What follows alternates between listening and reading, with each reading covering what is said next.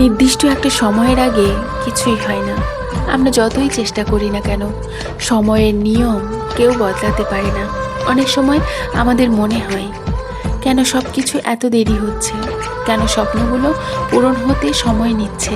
কিন্তু সত্যিটা হলো, প্রতিটি জিনিসের জন্যই একটা সঠিক সময় নির্ধারিত থাকে।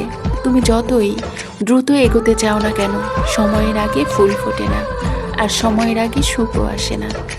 হয়তো আজ তুমি কষ্টের মধ্য দিয়ে যাচ্ছ, হয়তো সব কিছু অন্ধকার লাগছে, মনে হচ্ছে কেউ নেই, জীবন থমকে গেছে। কিন্তু বিশ্বাস করো, অপেক্ষার প্রতিটি মুহূর্তই তোমাকে প্রস্তুত করছে সেই দিনটার জন্য, যেদিন তুমি হাসবে চোখ ভরে, যেদিন সব কষ্টের মানে খুঁজে পাবে।